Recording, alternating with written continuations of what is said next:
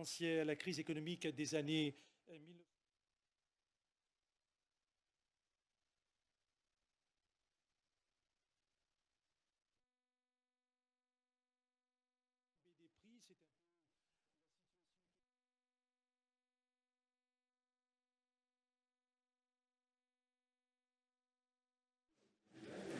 Eh bien, il y a un peu tout.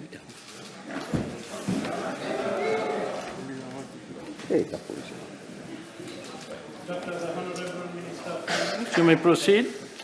Mr. Speaker, sir, I move that the Appropriation 2020-2021 Bill number 3 of 2020 be read a second time. Mr. Speaker, sir, I'm presenting the national budget at a time of unprecedented crisis. Without any doubt, one of the worst in modern history. Yet, just a few months ago, no one would have imagined that we would be faced with such a calamity. That nearly half of the population worldwide would be confined in their homes. That airplanes would be grounded. That schools would be closed. That work from home would become the norm. That the doors to places of worship and entertainment would be closed. That our daily life would be put on hold. It is premature to predict if ever the world will be back to what we once knew and considered as normal. Mr. Speaker, sir, a deep contraction globally and locally is unfolding before our eyes. This is what international and local institutions are predicting, but none of them are able to forecast today with confidence the depth and the duration of this contraction. As at today, the IMF is forecasting that the world GDP in its best case scenario would contract by around 3% in 2020. According to the ILO, the impact on the global world of work will be far-reaching, pushing millions of people into unemployment. Mauritius has not been spared. The fallout on our economy is without comparison.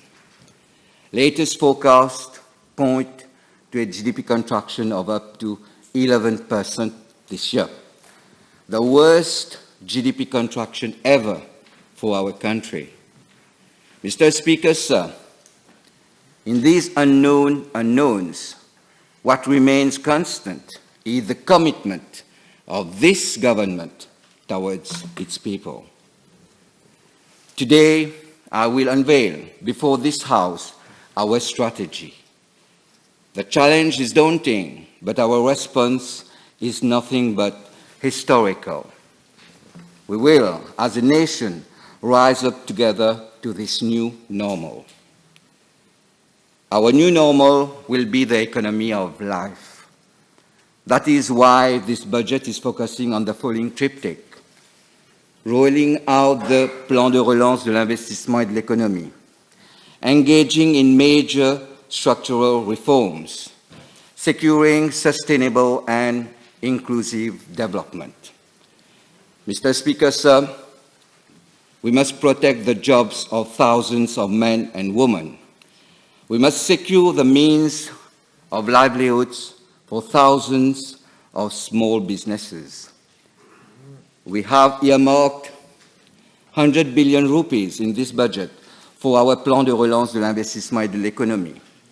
This will enable us to give a boost to the construction sector, go back to basics with investment on smart agriculture, rebuild our local manufacturing fabric, support our tourism industry, consolidate our financial services sector, stimulate the development of data economy, diversify and deepen the blue economy value chain, build a strong biomedical and pharmaceutical industry, reinforce our regional partnership, and foster entrepreneurship and protect the livelihood of SMEs. Mr. Speaker, sir, in our economic recovery plan, we'll start by reviving our traditional sectors. The construction sector will be the engine of our recovery. First, we are providing 12 billion rupees for the construction of 12,000 social housing units across the whole island.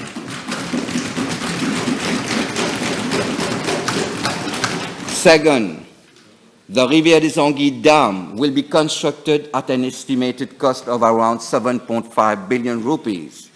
Third, investment of around 6 billion rupees are expected in the main bus terminals along the Port Louis-Cupid corridor into multimodal urban terminals. Fourth, we are providing some 5.2 billion rupees for the construction of new roads and bridges. Fifth, another 5 billion rupees is provided for the completion of the metro system from Rosehill to Cupid. Sixth, the bus terminal modernization program will be extended to other agglomerations of the country, starting with Flac, Saint-Pierre, Mayberg, and Rivière-du-Rempart, with the participation of the private sector, who will invest some 3.2 billion rupees over the next 3 years. Seventh, some 2.2 billion rupees will be invested in a breakwater, fishing port, and the cruise terminal building. We will also stimulate private investment, including in the construction sector. There are currently some 34 projects in the pipeline at the EDB worth some 62 billion rupees. A high-level committee chaired by the Prime Minister will be set up to expedite processing and approval of these projects. Government will further incentivize the construction industry by waiving fees related to the building and land use permit for construction of pharmaceutical manufacturing factories, food processing plants and warehouses, facilitating purchases of immovable properties by foreign buyers through digital power of attorney, extending the construction of housing estate scheme and acquisition of newly built dwelling schemes for another period of 2 years, and also raising the eligibility threshold under these schemes from 6 to 7 million rupees. We will allow for payment of VAT as from the date of receipt instead of the date of invoice for government contracts in relation to construction works. For government projects of up to 300 million rupees, contractors will be paid within a shorter period of 28 days instead of 56 days currently. Any retention amount will be paid fully within 6 months instead of 12 months. The Construction Industry Development Board Act will be amended to review the grading of contractors.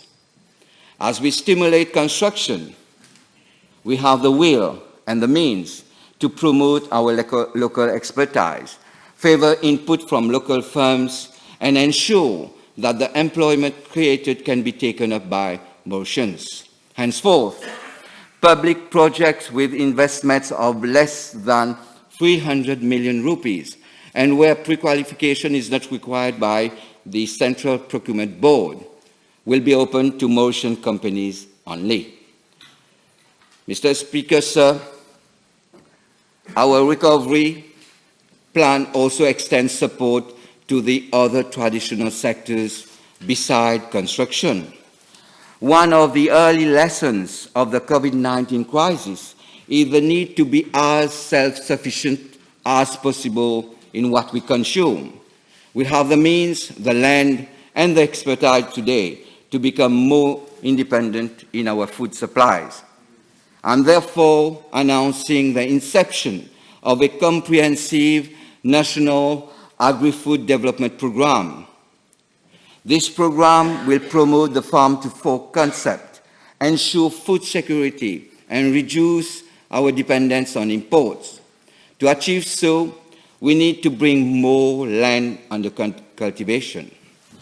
A centralized digital land bank of state and private agricultural land will be set up under Landscope Mauritius Limited and be made publicly accessible. It will operate as a platform to match demand and supply for land that can be used for food production. Upon approval of Landscope Mauritius Limited, a small planter having up to 10 acres of agricultural land will be allowed to convert up to 10% of his land for residential or commercial purpose.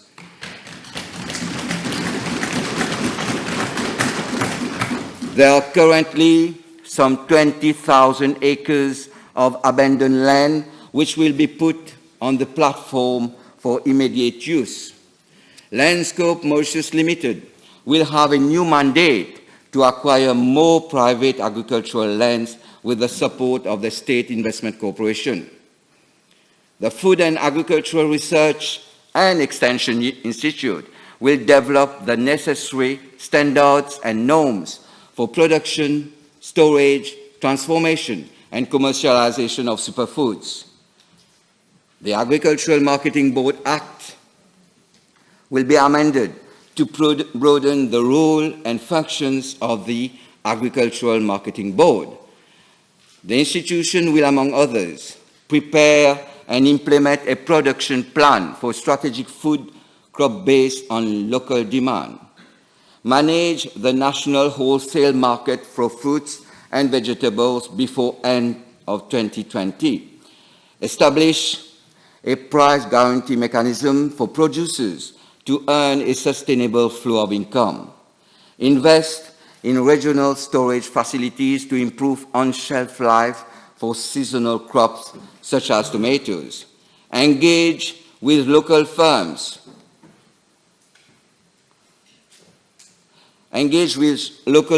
for agro-processing and ensure availability of quality seeds and develop new crop varieties. We'll also give further technical support to small planters to allow them to participate fully in the National Agri-Food Development Program. To boost the production of potatoes and onions, we'll increase the subsidy for the purchase of seeds from 5,000 rupees per ton to 25,000 rupees. Moreover, government will waive the payment of the annual premium in respect of the crop loss compensation scheme operated by the Small Farmers Welfare Fund. Under the Fruit Protection Scheme, a grant of 50% of the cost of permanent netting structures will be provided to orchard owners. For distressed companies affected directly by the COVID-19 pandemic in the agricultural sector, the Development Bank of Mauritius will provide loans at the concessional rate of 0.5% per annum.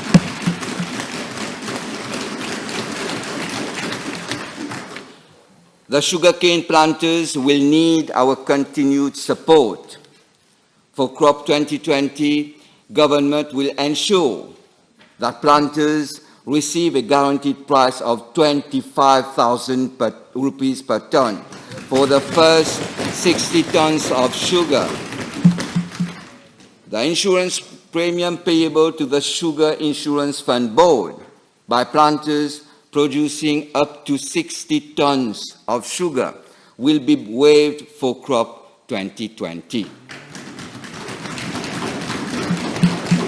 The Mauritius Cane Industry Authority will meet the shortfall arising from the suspension of cess payment for crop 2020. The cane replantation program will be maintained to encourage planters to bring back land under sugarcane cultivation. The rate of customs duty on imported sugar will be increased from 80% to 100%. Mr. Speaker, sir, the manufacturing sector is a pillar of our economy, and we need to build on that. We'll foster a Buy Mauritian program, one which favors local entrepreneurship and industrial development. We'll thus enact appropriate legislation and impose quotas where needed to protect and promote the Made in Mauritius brand. We'll impose a minimum shelf space of 10% for locally manufactured goods in supermarkets.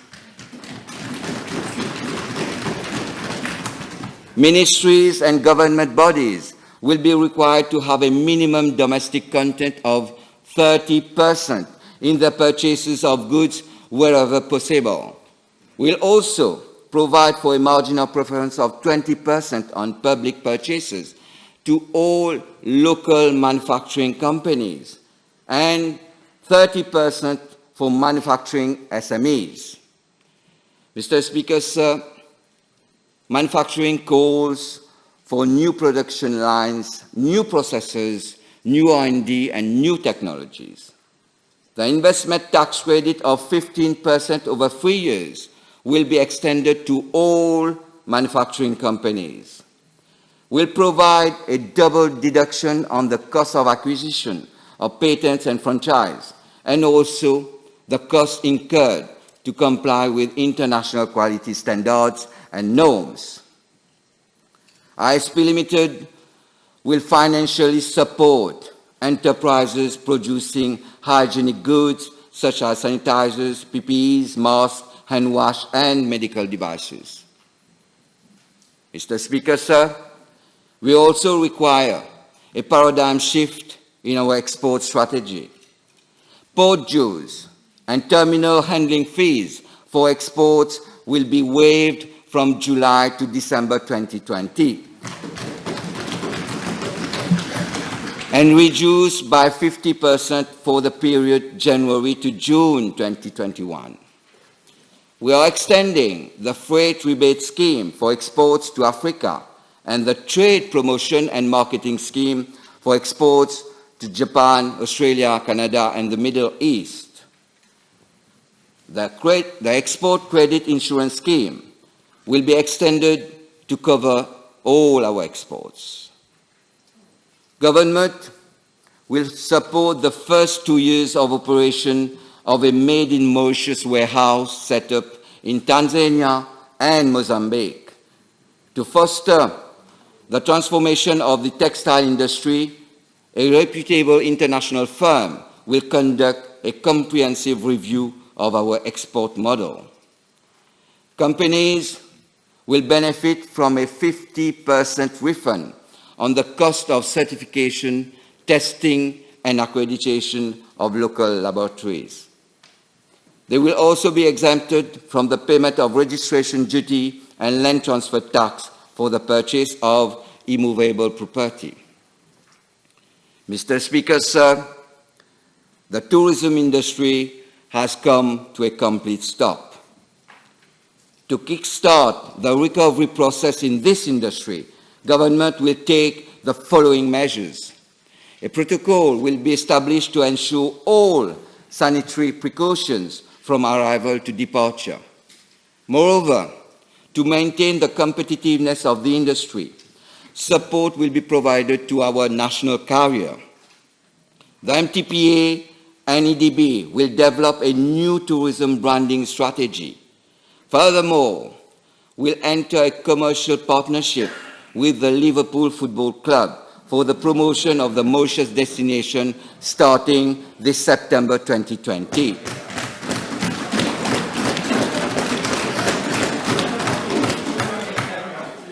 We will introduce the Aparthotel Scheme to enable existing hotels to convert part of their accommodation units into serviced apartments that can be sold individually. The Invest Hotel Scheme will allow owners to occupy their units for a total period of 90 days instead of 45 days in a year. To attract high net worth tourists, special arrangements will be made at the airport to accommodate visitors coming in private jets. MTPA will organize major events in Mauritius where various tour operators, travel agents, and international press will be invited to experience our tourism industry. To further help operators in the tourism sectors, the licensees of Tourism Authority and Beach Authority will be exempted from payment of license fee for a period of 2 years. The rental payment of state lands for hotels will be waived for the upcoming financial year. The Hotel Reconstruction and Renovation Scheme rebate of 50% on rental of state lands for hotels will be increased to 100% for 2 years, up to 30 June 2022. Up to December 2021, companies operating under the Deferred Duty and Tax Scheme, as well as the Mauritius Duty-Free Paradise, will be allowed to sell their goods on the local market, provided they pay the taxes. Mr. Speaker, sir, our financial services sector is facing a number of challenges requiring fundamental reforms. Our utmost priority is to continue ensuring compliance of our jurisdiction with recommended international best practices and norms. Government is committed to completing the five remaining recommendations under the Financial Action Task Force Action Plan for Mauritius by September 2020. To comply with these 5 recommendations, we'll implement the following measures: risk-based supervision in accordance with the recommendation of the FATF, targeted outreach programs to promote clear understanding of money laundering and terrorist financing risk, increasing reporting of suspicious transactions, targeted financial sanctions in cases of terrorist financing, and timely access to beneficial ownership information. Furthermore, a new AML-CFT miscellaneous provision bill will be introduced to complement existing legislative framework. A dedicated and specialized financial offences code will also be set up. To further enhance competitiveness of the financial services sector, the following new products will be introduced in line with the recommendation of the 10-year blueprint: the central bank digital currency, an insurance wrapper, variable capital companies, an inaugural sukuk issuance by the Bank of Mauritius, green and blue bond frameworks by the Bank of Mauritius. The Bank of Mauritius will also come up with new frameworks for digital banking, private banking, and wealth management by banks. Moreover, a dedicated venture capital market will be set up at the Stock Exchange of Mauritius for startups and SMEs. Mr. Speaker, sir, arts and culture are key elements of a strong social fabric. To expand opportunities for our local artists, we'll provide 19 million rupees to finance the COVID-19 Action Plan 2020 to support the production of virtual concerts, and 15 million rupees to finance under a calendrier culturel. An amount of 35 million rupees is being earmarked for the preservation and rehabilitation of historical and cultural sites. An expression of interest will be launched to develop an art district in Port Louis. Moreover, strategic public places will be opened for busking, art installations, and for performing arts. The EDB and the National Art Gallery will create an online fine art gallery to host art exhibitions and facilitate sales to the public. Space will be made available at the multi-sports complex at Côte d'Or to fine art exhibitions and for performing art events. An art festival will be organized. An art festival will be organized on the weekend of the National Music Day 2021 to provide a platform to our artists to display their talents. Mr. Speaker, sir, Our economic recovery plan is also about propelling Mauritius into the era of innovation and new technologies. This is a sine qua non condition for putting our economy on a higher growth path. The world is changing, and we can no longer wait for others to drive innovation for us. Nor can we wait for them to react to global changes. We are now taking the reins and leading our nation towards a new horizon that is prepared for any eventuality. For this, we need a game changer. This is our vision for the future, a Mauritius driven by data technology. Indeed, today I'm announcing a new data technology park at Côte d'Or. This park, based on knowledge and skills, will lay the foundation for a data-driven economy and would create the right ecosystem to accelerate the innovation process from idea to creation. The park will encompass 12 highly skilled and specialized centers from additive manufacturing to deep artificial intelligence. This park will endow Mauritius with a carbon-neutral green certified Tier 4 data center. The Deep Artificial Intelligence Center will provide the necessary support for startups, existing businesses, and government services to achieve a major digital transformation. Mr. Speaker, sir, the pandemic has proved the importance of having a full-fledged pharmaceutical sector. To this end, the Mauritius Investment Corporation Limited will invest in the production of pharmaceutical products, medical devices, and personal protective equipment through a public-private enterprise. To ensure conformity with international norms and standards, a Medical Products Regulatory Authority Bill will be introduced. To bring more research and development in Mauritius, registration duty on acquisition of immovable property in the life sciences sector will be waived. Medical R&D centers will benefit from VAT exemption on construction materials and specialized equipment, and also double deduction on R&D expenditures. The Human Tissue Act will be fully proclaimed.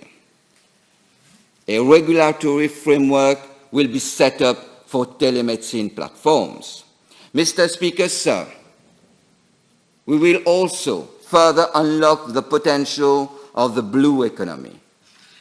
To develop the fishing industry, the MIC will invest in joint ventures engaged in fishing activities and its value chain. An inland aquaculture scheme will be introduced with the following incentives: an 8-year tax holiday and duty and VAT exemption on equipment. The daily rate of the bad weather allowance to fishermen will be increased from 365 rupees to 425 rupees.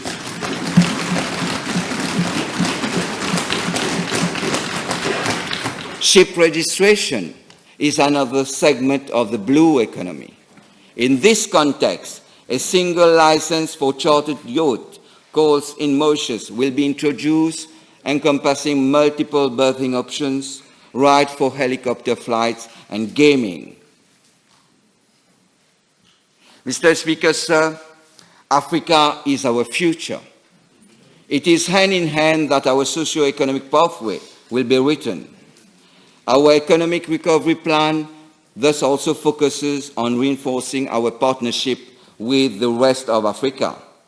The MIC has earmarked 10 billion rupees to invest in African projects, including SEZ projects under a G2G framework.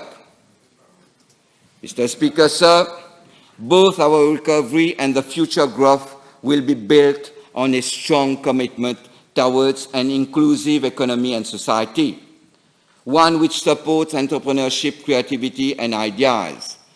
DBM Limited has earmarked 10 billion rupees to support distressed SMEs and cooperative societies. The DBM will provide loans of up to 10 million rupees per enterprise at a concessional rate of 0.5% per annum. In the same vein, DBM will provide loan facilities to taxi operators based at hotels. Furthermore, to encourage local production, I'm increasing the one-off grant towards certification under Made in Maurice label from 5,000 rupees to a maximum of 50,000 rupees. SME holding the Made in Maurice label will benefit from a margin of preference of 40% instead of 30% under public procurement. A technology and innovation fund will be created to invest up to 2 million rupees as equity in projects recommended by Mauritius Research and Innovation Council. To promote a culture of entrepreneurship among our university students, DBM Limited will scale up its Campus Entrepreneur Challenge competition. The first 10 best projects will be financed at a rate of 0.5% per annum for an amount of up to 500,000 rupees. Mr. Speaker, sir, to ease cash flow of SMEs will encourage the broadening of access to factoring facilities through MoBank. The ISP Limited will subsidize 50% of the factoring fee per invoice for SMEs. The Procurement Policy Office will require public bodies to procure specific goods and services from SMEs only. Public bodies will pay SMEs within 14 days from date of invoices in respect of supply of goods and services. SMEs and cooperative societies will benefit from a grant of 15% on cost of assets of up to a maximum of 150,000 rupees under the DBM Enterprise Modernization Scheme.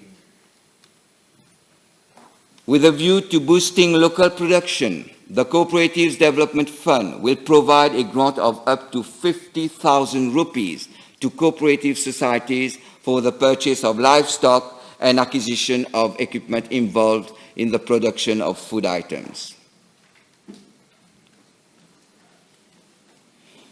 Mr. Speaker, sir, let me now come to our reform agenda. The status quo is no longer an option. The COVID-19 crisis reminds us of the urgency to conduct wide-ranging structural reforms across our economy and society. Founded on the principle of inclusiveness, sustainability, and efficiency, this budget will help to shape the future of Mauritius. The pandemic has changed the lives and livelihoods of billions of citizens worldwide, and our country has not been spared. We are no longer in an era of endless growth, and our demographic trend with an aging and decreasing population, as underlined by various international institutions, make our pension system unsustainable for the future. We need to act, and we need to act today. We are therefore proposing a pension reform which is fair, equitable, and sustainable for our economy. We are maintaining and guaranteeing the basic retirement pension to all individuals at the age of 60 years and above. This universal monthly benefit of 9,000 rupees will continue to be paid to each and every one. Mr. Speaker, sir, henceforth, all increases in benefits to our elderly will be paid through a completely new mechanism. we are introducing a contributory, participative, and collective system, the contribution sociale généralisée. This will ensure an additional guaranteed monthly income to citizens above the normal retirement age of 65 years old. The first payment of benefits under the CSG will be in July 2023.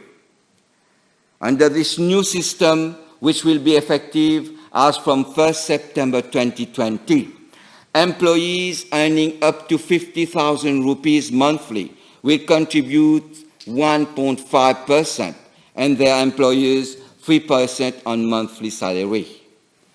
For employees earning more than 50,000 rupees monthly, the contribution will be 3% and that of employers 6% of monthly salary.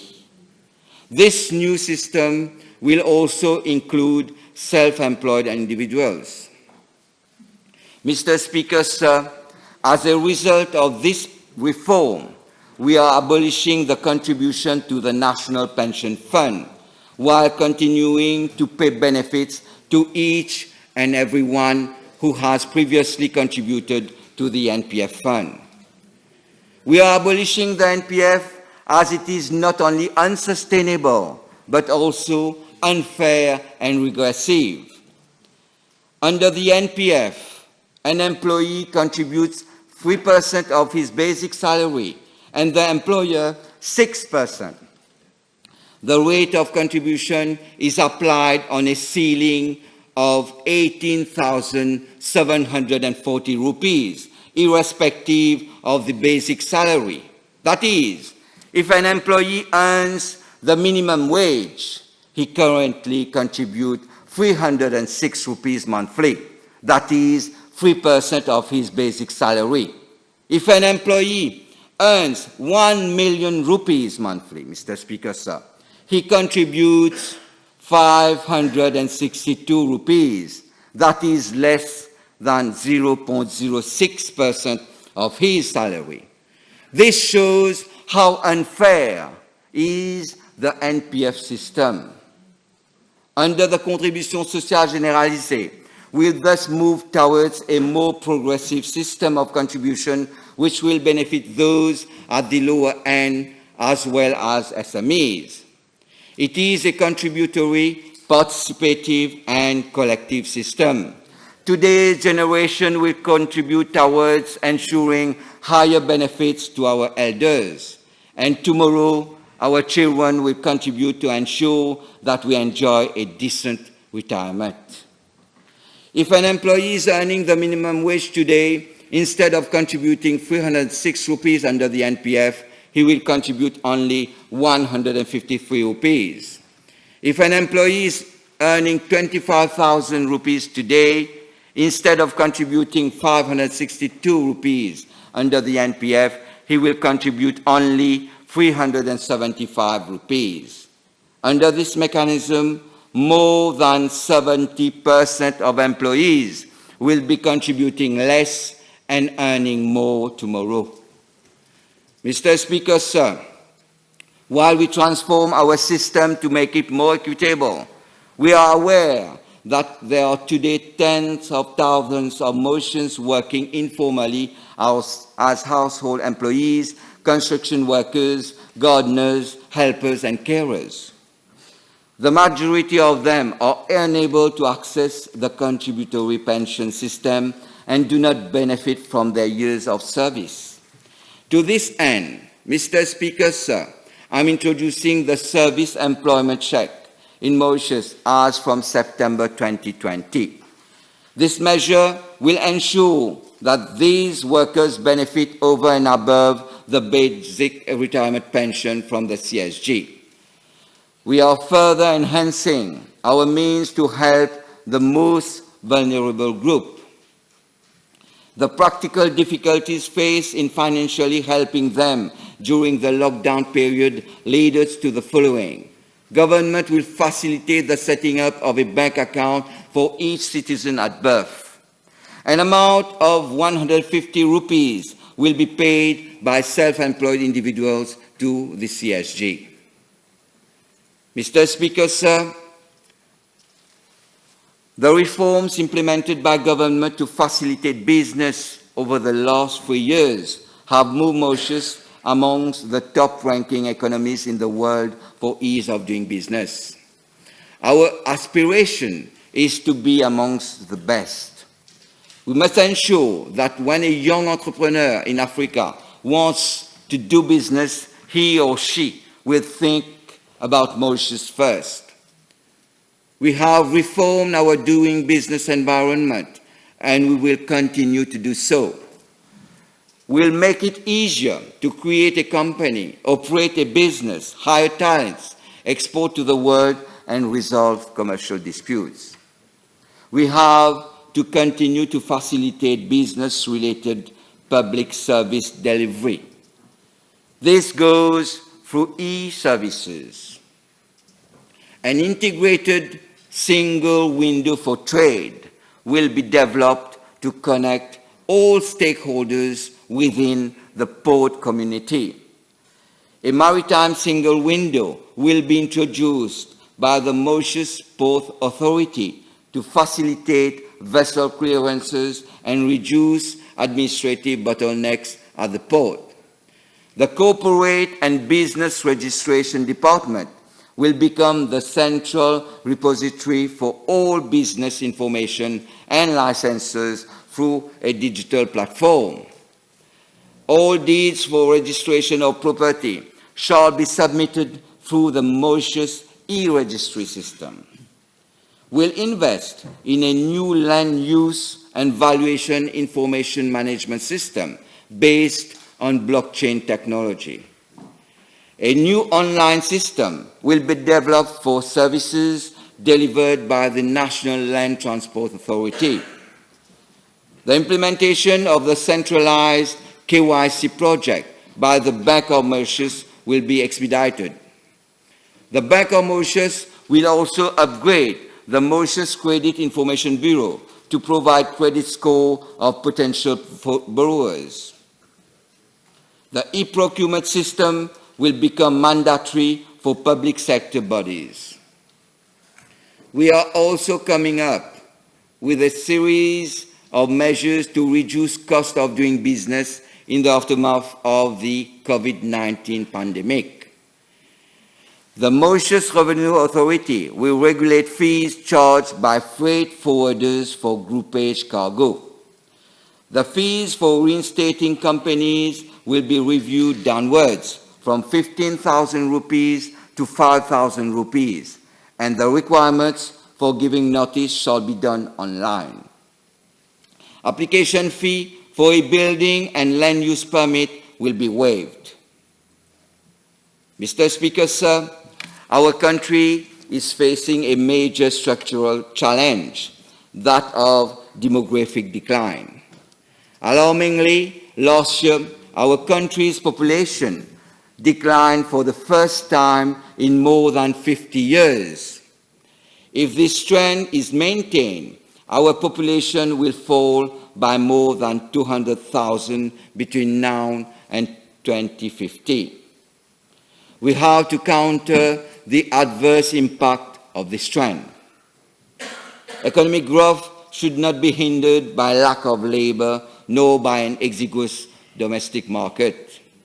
We have no choice but to open ourselves to talents, ideas, and knowledge. To achieve these objectives, we are coming up with a new set of policies. Investors, professionals, and retirees need visibility and certainty before opting for a place where they may be spending a significant part of their lives. To this end, the work permit and residence permit will be combined into one single permit. We are lengthening the validity of an occupational permit and a residence permit for retirees to 10 years renewable. The minimum investment amount for obtaining an OP will be reduced from 100,000 USD to 50,000 USD. The minimum turnover and investment requirement for innovator occupation permit are being removed. The spouse of an OP holder will not need a permit to invest or work in Mauritius. OP holders will also be allowed to bring their parents to live in Mauritius. The EDB will be the only agency responsible to determine and recommend application for the OP. Professionals with an OP and foreign retirees with a residence permit will be able to invest in other ventures without any shareholding restrictions. Non-citizens who have a residence permit under the various real estate schemes will no longer require an occupation or work permit to invest and work in Mauritius. The permanent residence permit will be extended from 10 to 20 years.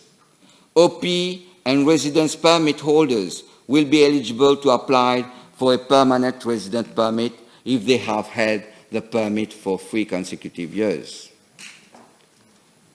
Mr. Speaker, sir, we rely on our public sector to relaunch our economy. We will publish an implementation plan of the main measures of this budget. A high-level committee under the chair of the Prime Minister will monitor the implementation of measures contained in the plan. This year, the Director of Audit has recommended improvement in the management of public funds. We are acting upon these recommendations. We are reducing our recurrent expenditure, excluding social benefits, by some 10% on average for the coming financial year. The provision for overseas mission will be reduced by some 60%, and the rates for per diem and entertainment allowances will be revised downwards accordingly. Ministers and private parliamentary secretaries will be allowed to renew their official cards every 5 years instead of 4 years, irrespective of the fuel type, but in accordance with authorized purchase price ceilings. Mr. Speaker, sir, digital transformation is already underway. To speed up this transformation, we need a strong institutional champion. The Central Informatics Bureau, Central Information System Division, IT Security Unit, National Computer Board, State Informatics Limited, and the Government Online Center will be completely restructured. A Mauritius Digital Transformation Agency will be set up under the aegis of the Prime Minister's Office to lead this transformation. Furthermore, a new sandbox framework will be introduced to facilitate development of proof of concepts and pilot exercises to test the possibilities of innovative technologies. Mr. Speaker, sir, I will now come to the reform of our fiscal policies.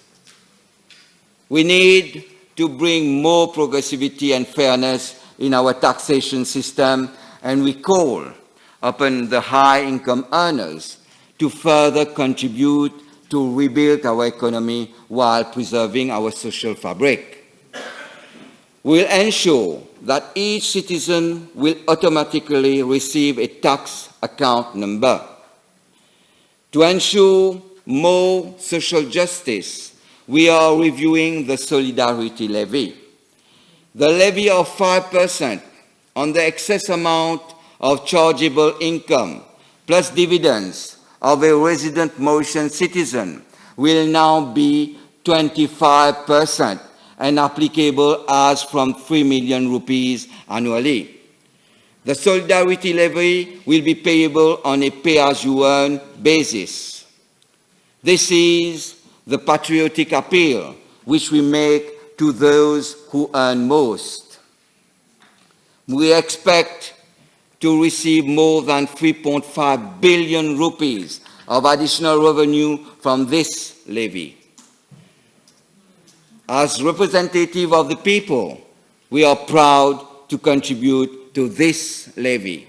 Mr. Speaker, sir, We'll also call upon the solidarity of our most successful economic operators to contribute towards building resilience.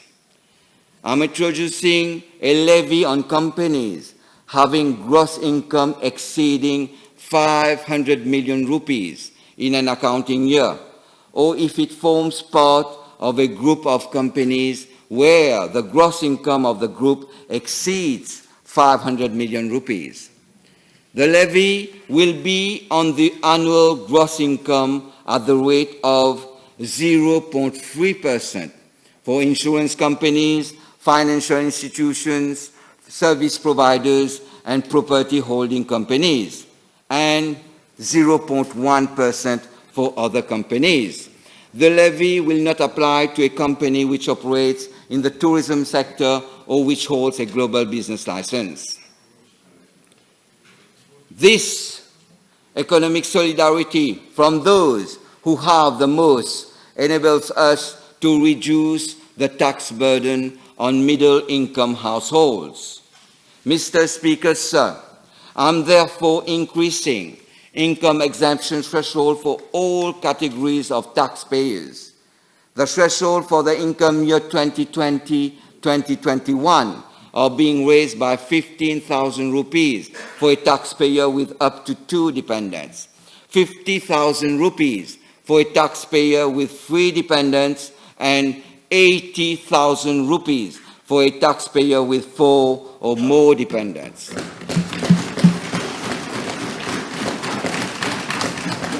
We are effectively either reducing or eliminating income tax for some 55,000 middle-income householders.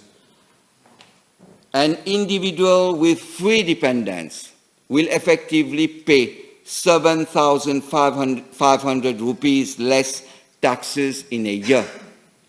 An individual with 4 dependents will effectively pay 12,000 rupees less taxes in a year.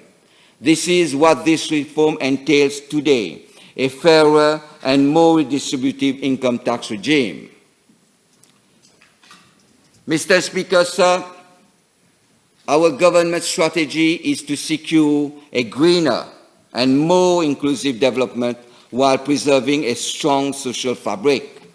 To this end, we have earmarked some 100 billion rupees in this budget.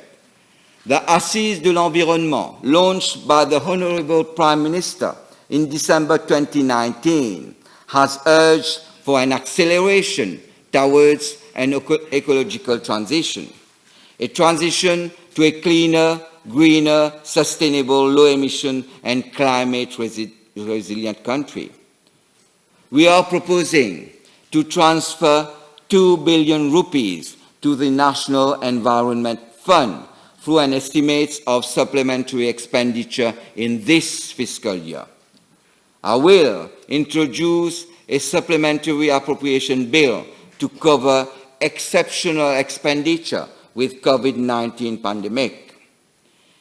Significant investment will thus be made to address climate change challenges.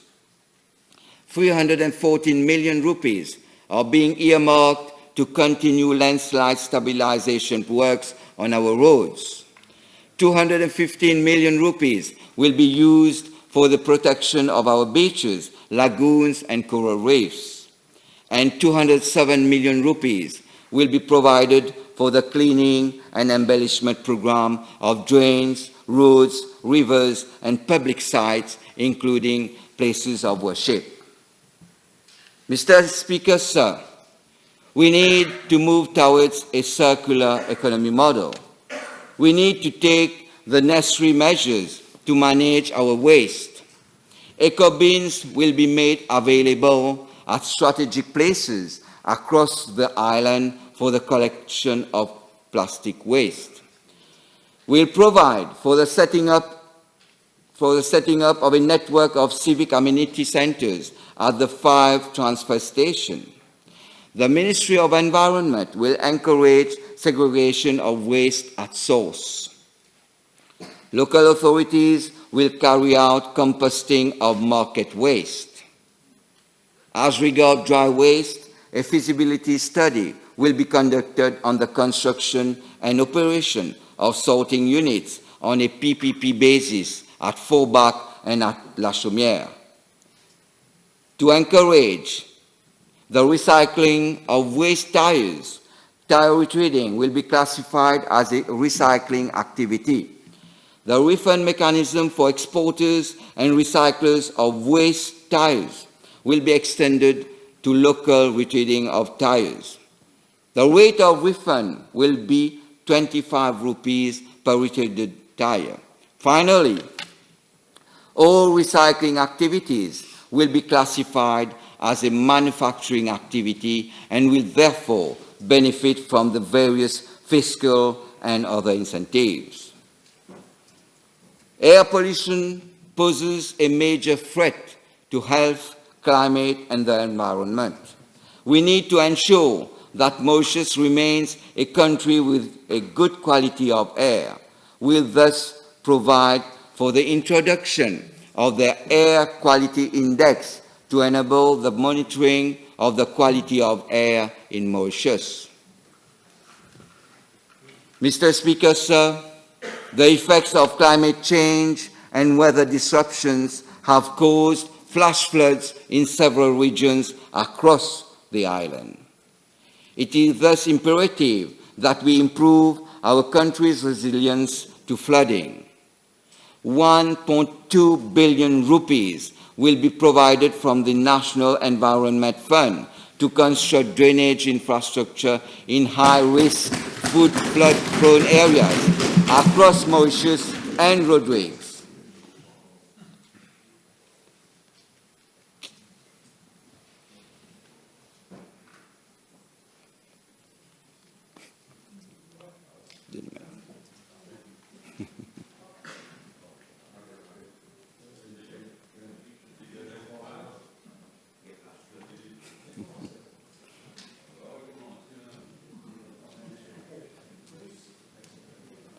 Excusez-moi.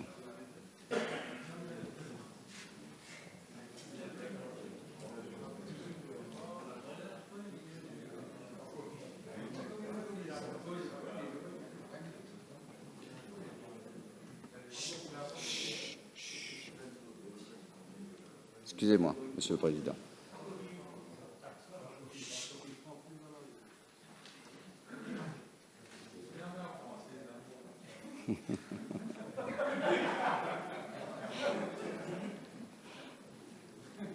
Mr. Speaker, sir, today we need to ensure energy security and sustainability.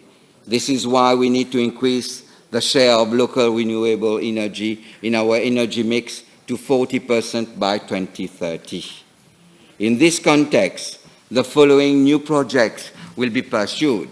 Setting up of a 2-megawatt floating solar PV plant at Tamarind Falls Reservoir. Increasing the capacity of the solar PV farm at Henrietta from 2 megawatt to 10 megawatt. Installing 1,000 solar panels on houses of low-income families.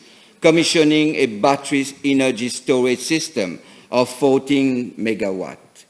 The Central Electricity Board will introduce the following schemes to encourage the use of renewable energy.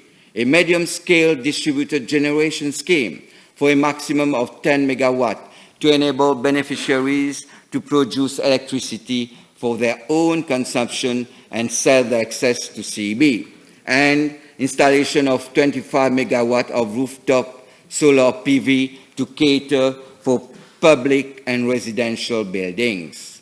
Furthermore, the CEB Renewable Energy Scheme for religious bodies will be extended to cover NGOs and charitable institutions. Mr. Speaker, sir, we are committed to connect more households to the sewerage system. 2 major wastewater projects are being implemented at Grand Bay and Pai-Gibis to connect some 7,000 houses to the sewerage system. Provision is also being made to implement wastewater projects in Terre Rouge, Q-Pip, Saint-Paul, Dubreuil, Wooton, and Pointe-aux-Sables. A feasibility study will be carried out for the implementation of wastewater network in Port-Maturin, Rodrigue. Mr. Speaker, sir, development is first and foremost about people. No citizen will be left behind in the development process. This is why today I have announced an exceptional effort to construct 12,000 residential units over the next 3 years for Mauritian families with monthly income of up to 60,000 rupees. For families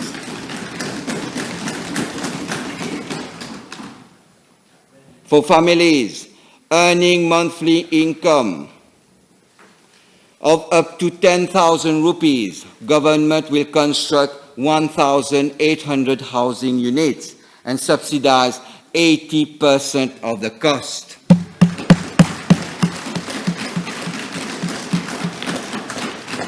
For families earning monthly income between 10,000 rupees and 30,000 rupees, government will construct 5,200 housing units and subsidize 67% of the cost.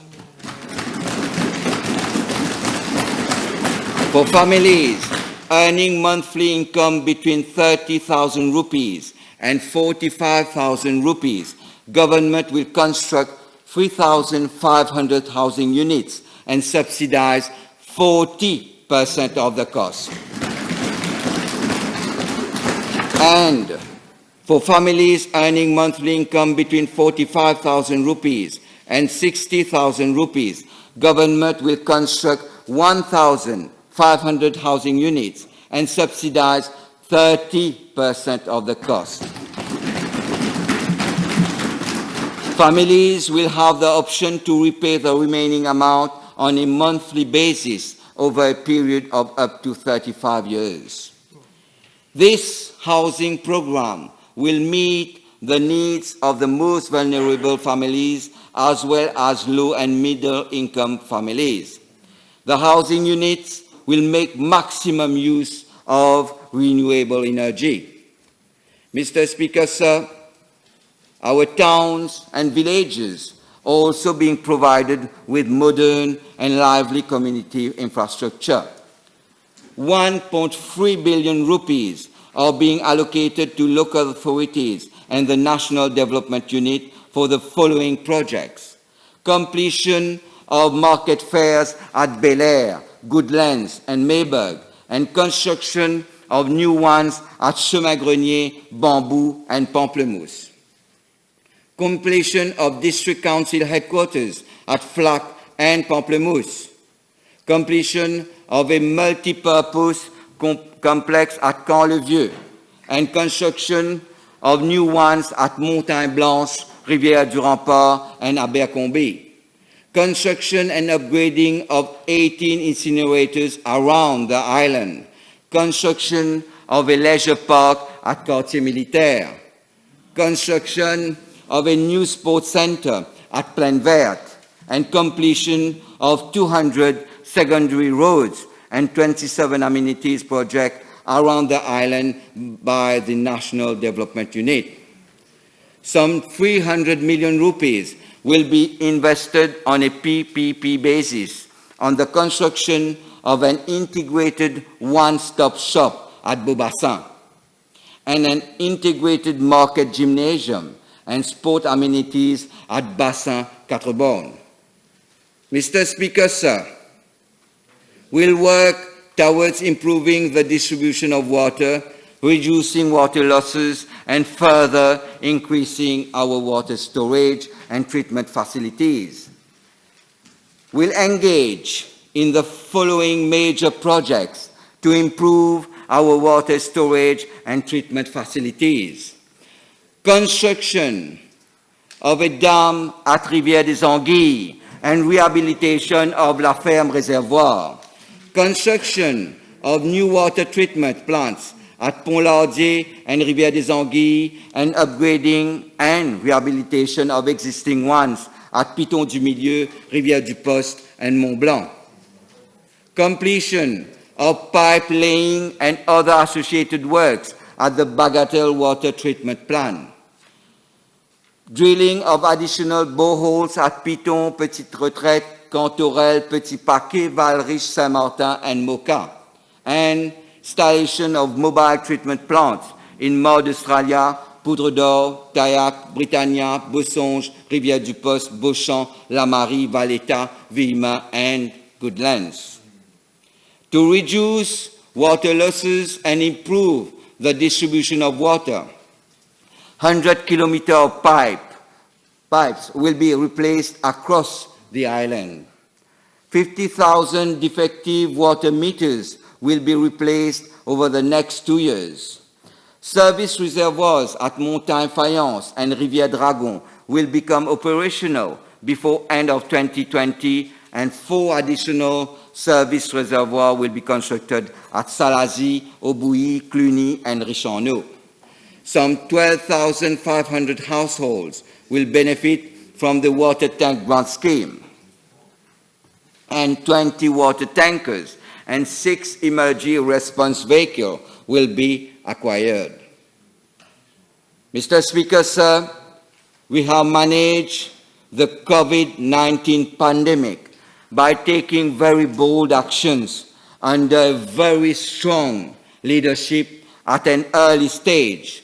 Our strategy has produced good results, but the fight is not fully over.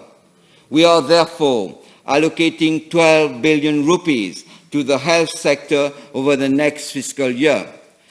The Ministry of Health and Wellness is coming up with a new 5-year strategic plan, 2020-2024, to ensure that our national health services can cope with new challenges. To effectively control infectious diseases, government is setting up a national center for disease control and prevention. We will invest massively to expand, diversify, and modernize our public health infrastructure. To this end, a new cancer hospital using state-of-the-art technology will be operational by December 2020. The construction of a new eye hospital at the Regis Triangle will start by October 2020. The construction of a new teaching hospital at Flac will begin early 2021. A renal transport unit will be set up at GNH Hospital. A new national laboratory will be set up with the latest technologies to substantially improve testing capacities. A new warehouse for the storage of medicines under optimal conditions will be constructed, and a national laboratory information management system will be implemented. Mr. Speaker, sir, the prevalence of diabetes in Mauritius is one of the highest in the world. We need to reverse this trend and effectively reduce sugar contents in products. Therefore, I'm doubling the existing sugar tax of 3 cents per gram of sugar. The coverage of the tax will be extended to a number of locally manufactured and imported non-staple sweetened products. A complete list is at the annex to the budget speech. Mr. Speaker, sir, education is what will forge the Mauritius of tomorrow. We need to secure an inclusive education system fully adapted to the new developmental needs of our economy and society. We are allocating 15 billion rupees to the Ministry of Education, Tertiary Education, Science and Technology. Government will invest in the renovation, upgrading and refurbishment of over 70 primary and secondary schools. E-learning technologies are fundamental in improving access to and delivery of education.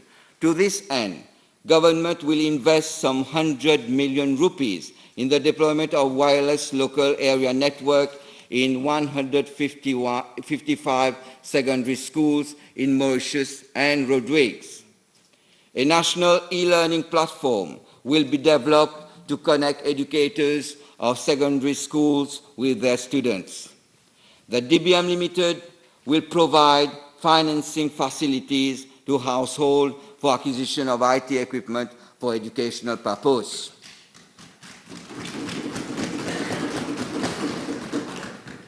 As we move towards a knowledge-based and innovation-driven economy, we need to expand capacity and have a greater diversity of courses, especially in the fields of new technologies and innovation. I'm therefore coming up with a comprehensive package of incentives to encourage the top 500 institutions worldwide to set up branch campuses in Mauritius. They will benefit from tax holiday for the first 8 years of operation and exemption of tax on IT and IT materials and equipment for the purpose of online education. As we develop and modernize our education system, we also have to ensure its inclusiveness. I'm therefore earmarking an amount of 138 million of rupees as the grant in aid to NGOs running special education needs schools.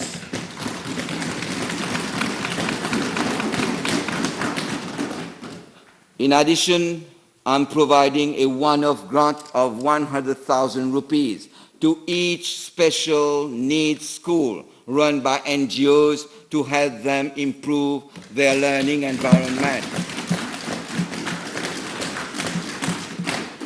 Mr. Speaker, sir, bedridden and severe disability persons aged above 60 years and those below 18 years benefit from medical domiciliary visits. We are extending this benefit to all persons aged above 18. A taxpayer will be allowed to claim as dependent a bedridden next of kin who is in his care. For better protection of the elderly, funds are being earmarked in this budget to double the number of anti-influenza vaccines from 75,000 to 150,000. A new recreational center will become operational at Riambel by December 2020 to provide recreational and leisure facilities. To enhance policy effectiveness in our fight against poverty, a national database for vulnerable groups will be set up to cover both absolute and relative poverty cases. Some 2,570 tablets will be provided to students of grade 10 to 13 for families in the existing SRM.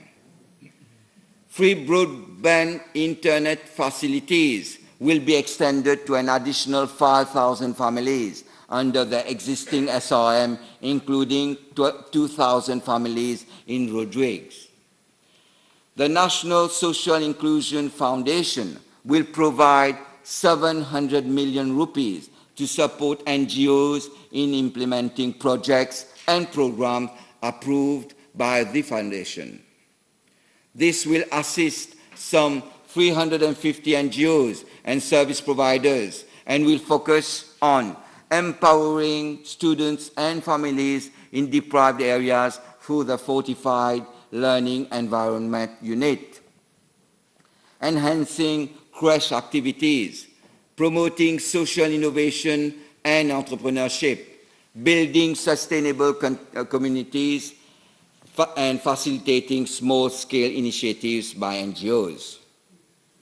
We will increase the provision in respect of the grant in aid to NGOs accordingly.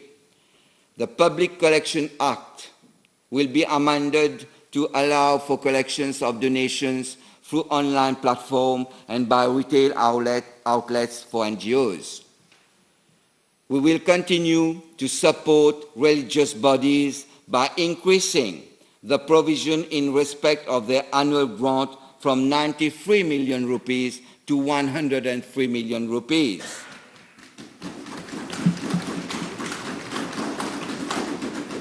Mr. Speaker, sir, government will continue to enhance security and ensure that law and order prevails in the country.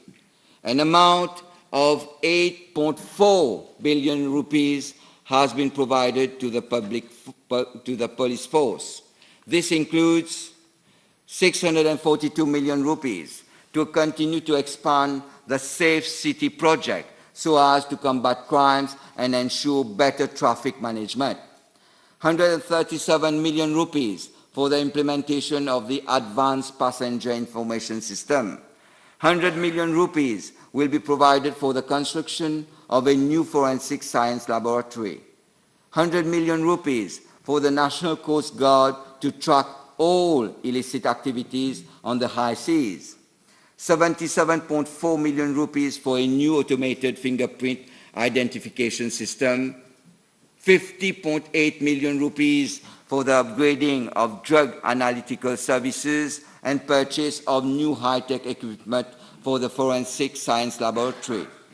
50 million rupees for the acquisition of vehicles to increase the operational capabilities of the police force. 6 million rupees for the acquisition of 2 full body scanners at Central Prison and Eastern High Security Prison, and 5 million rupees for the acquisition of specialized vehicles for the anti-drug smuggling unit.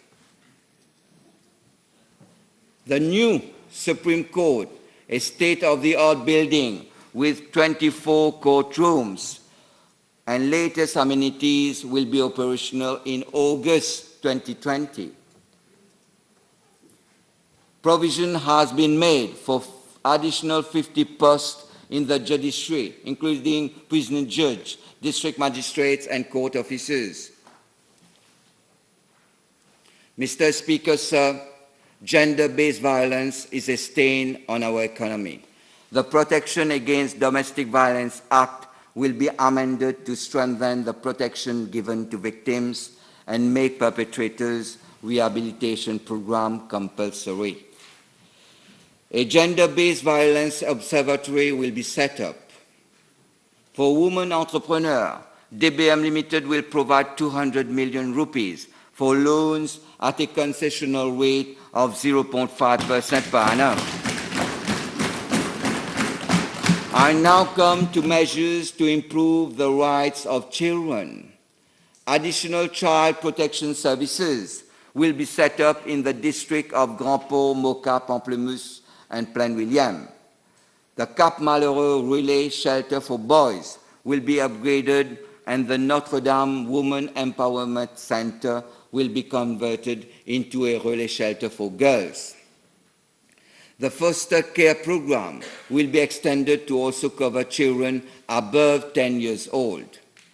We'll continue the program for the upgrading of creches to enable them to be licensed. Mr. Speaker, sir, we remain fully committed to providing opportunities for physical activity, sport, and recreation to all. To this end, the Ministry of Youth Empowerment, Sports, and Recreation, in collaboration with the Prime Minister's Office and the Mauritius Sports Council, will set up local active Mauritius partnership across each of our 21 constituencies. For our high-level athletes, we are providing 5 million rupees for the preparation for the Tokyo Olympics and 10 million rupees for the preparation for the Paris Olympics.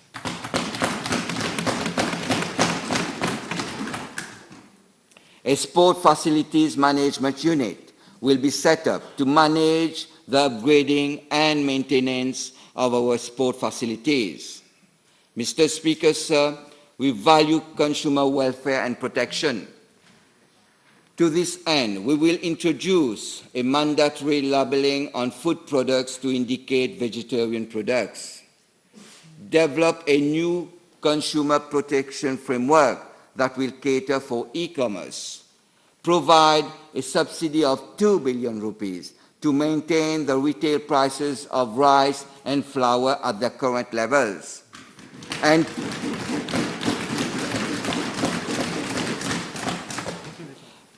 to bring down the price of one cylinder of 12 kilo of LPG from 210 rupees to 180 rupees.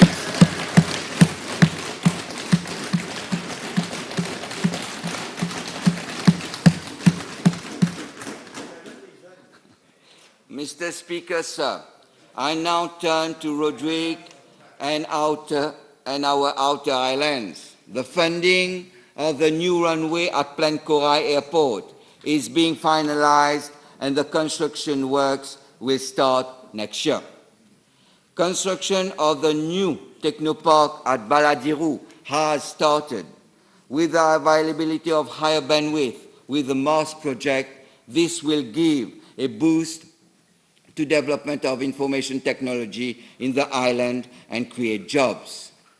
The Economic Development Board will set up an office in Rodrigues to promote economic development of the island.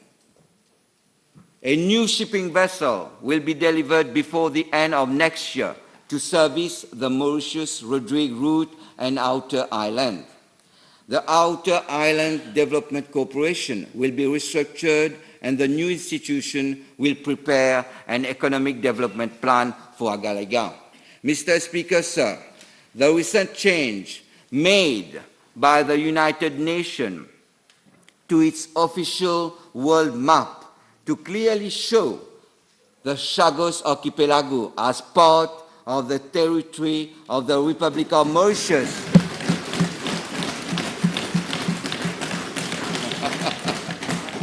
is further recognition by international institutions of our sovereignty over the Chagos Archipelago. Government will pursue all political, legal, and diplomatic avenues to achieve the completion of our decolonization process.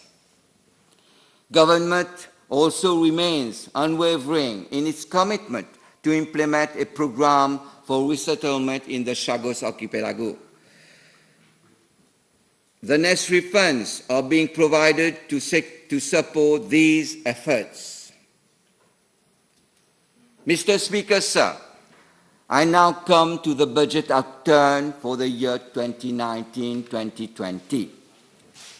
The impact of COVID-19 on public finances has been significant. The budget deficit would reach 13.6% of GDP. This will be due to the combined effect of lower revenue and higher expenditure. As regards the outlook for 2020-2021, total revenue will amount to 162.9 billion rupees, and total expenditure will amount to 162.9 billion rupees.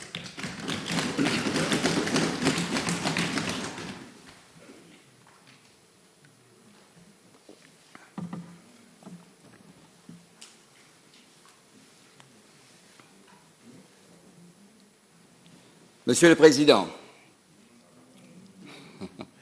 le présent budget intervient à un moment pavé de doutes et de difficultés. Pourtant, malgré les circonstances, ce gouvernement s'engage à préserver l'essentiel. Garantir ce que nos concitoyens ont acquis au fil des années, mais aussi veiller à la soutenabilité de nos finances publiques. En plaçant la justice sociale et la durabilité au cœur de notre vision, je suis fier de pouvoir annoncer que le budget 2020-2021 est un budget en équilibre. À la facilité de calcul comptable détaché, nous avons préféré le courage, l'innovation et l'empathie.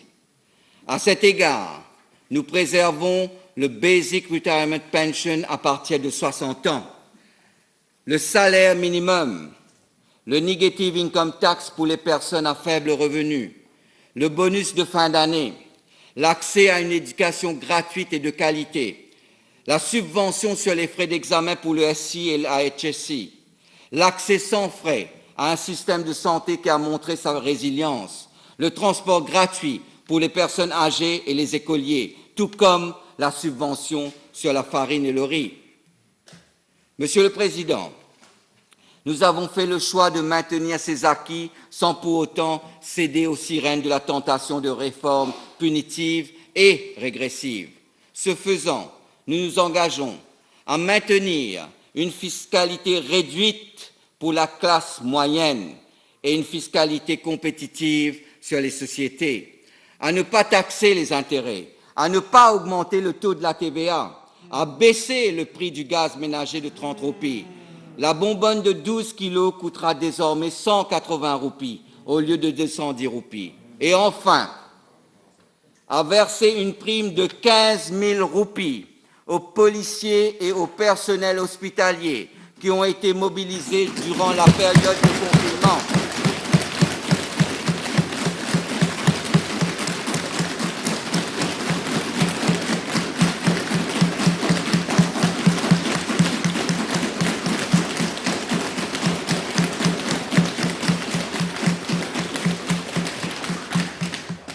Monsieur le Président, nous serons à la hauteur de la situation pour assurer la pérennité de notre système et préparer un avenir meilleur pour tous les Mauriciens. Le budget présenté aujourd'hui est la promesse dont le gouvernement s'assermente pour répondre à la crise qui nous ébranle. À travers ce budget, nous allons préserver les emplois et les moyens de subsistance des plus vulnérables, reconstruire notre économie, assurer ensemble un développement inclusif, robuste et durable. Monsieur le Président, nous investissons massivement au profit de notre population et de nos entreprises. À cet effet, nous allons allouer plus de 40 milliards de roupies pour de grands projets d'infrastructures tels que la construction de 12 000 logements sociaux, l'aménagement de nouveaux espaces communautaires, la construction du barrage de Rivière des Anguilles, ainsi que de nouvelles routes et ponts, le développement de nos infrastructures portuaires et la construction du métro sur le segment Rosil-Kirpip. Par ailleurs, 80 milliards de roupies seront investis par l'intermédiaire du Mauritius Investment Corporation Limited afin de soutenir les entreprises mauriciennes systémiques et viables qui sont en difficulté financière en raison de la pandémie du Covid-19, promouvoir la production alimentaire et pharmaceutique en vue de notre autosuffisance, assister les entreprises orientées vers un futur innovant et intelligent pour Maurice, et enfin, investir dans des projets d'importance stratégique pour le pays. En outre, 20 milliards de roupies seront injectés pour soutenir les petites et moyennes entreprises ainsi que les ménages vulnérables. En sus, le Development Bank of Mauritius débloquera 10 milliards de roupies au profit des PME pour relancer les petites et moyennes entreprises via des taux préférentiels à 0,5% par an. Enfin et surtout, l'État mettra tout en œuvre pour protéger l'emploi, mais aussi pour soutenir ceux qui subissent une période de chômage technique. À ce titre, pour les 6 prochains mois, 15 milliards de roupies seront provisionnés pour apporter une aide mensuelle exceptionnelle allant de 5 100 roupies minimum pour chaque bénéficiaire.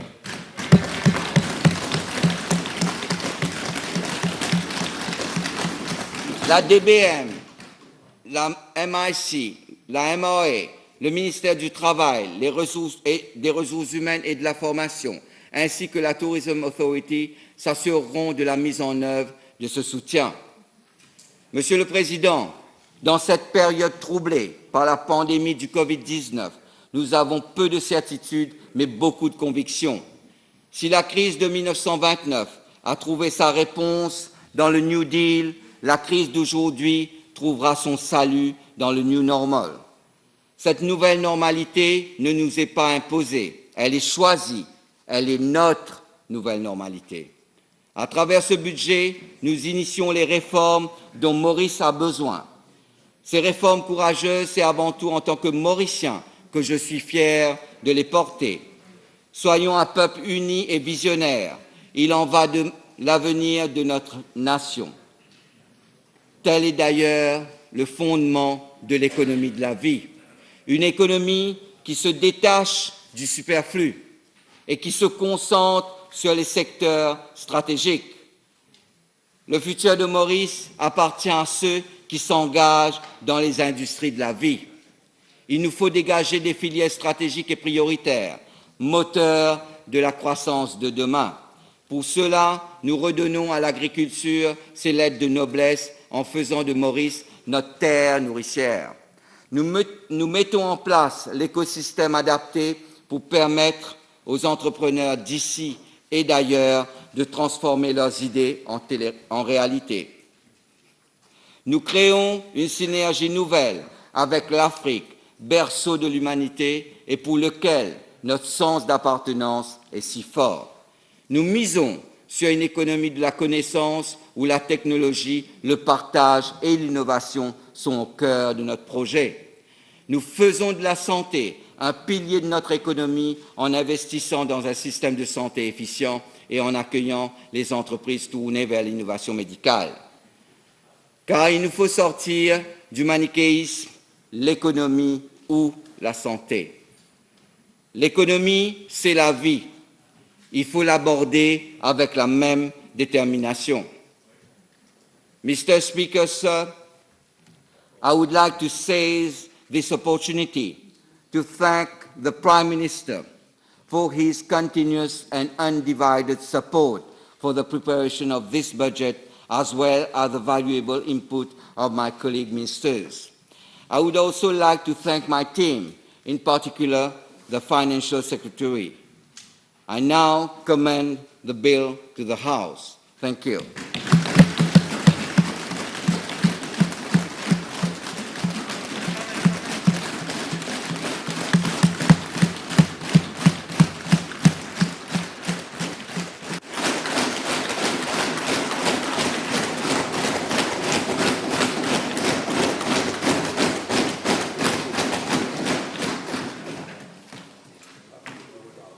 Mr. Speaker, sir, in terms of Standing Order 17.3, I move to take the time of the Assembly for urgent business. The question is that the Honourable Minister of Finance, Economic Planning and Development be allowed, under Standing Order 17.3, to take the time of the House for urgent business. Those in favour say aye. Those against no. Aye. Ayes have it. Mr. Speaker, sir, having obtained your permission, I beg to move the suspension of Standing Order 29.1 in order that I may present the financial resolution without notice. The question is that the Standing Order 29.1 be suspended so that the Honourable Minister of Finance, Economic Planning and Development be allowed to present two financial resolutions without notice. Those in favour say aye. Those against say no. Ayes have it. Mr. Speaker, sir.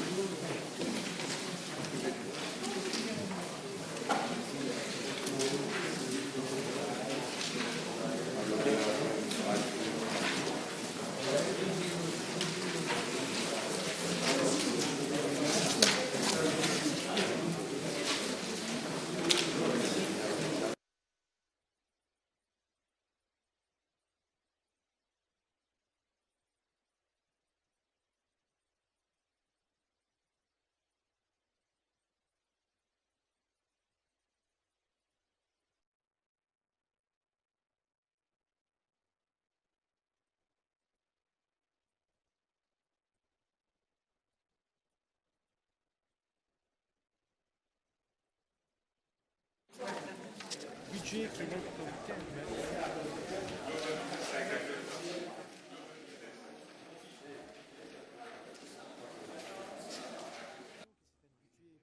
Qui peut présenter d'un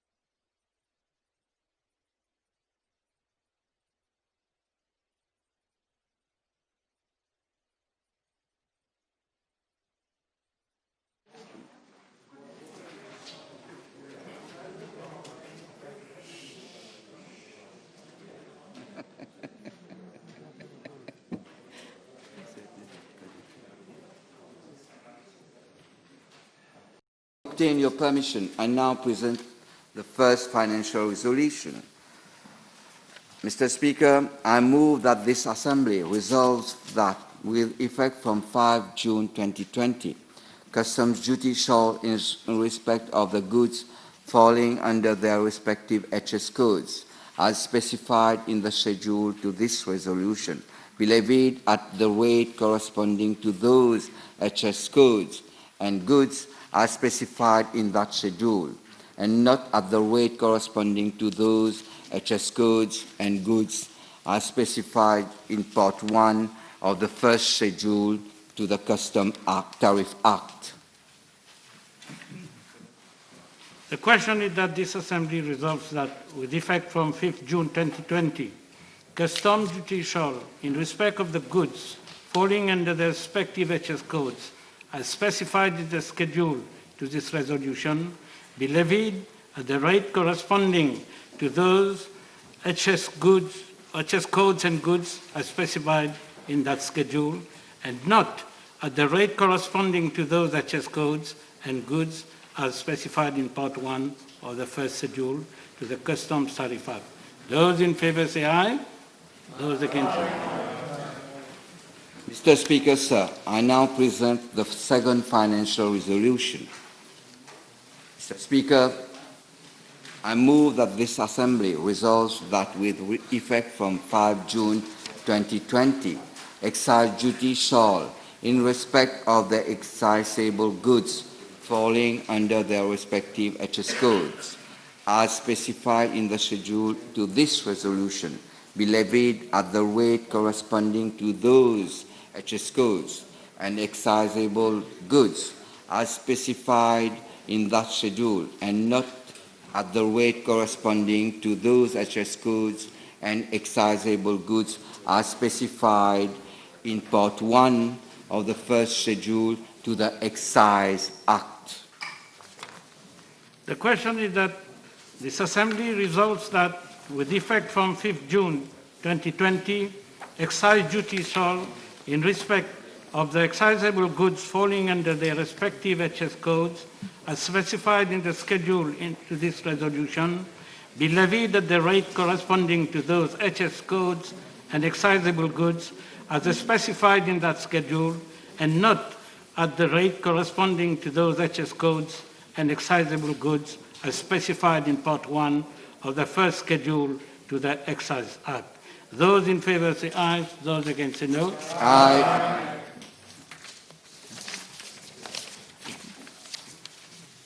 Speaker, sir, I move for adjournment of the House to Monday, the 8th of June at 11:30 a.m. The question is that the House be adjourned to Monday, 8th of June 2020 at 11:30 a.m. Those in favor say aye. Those against say no. Aye. The House stands adjourned.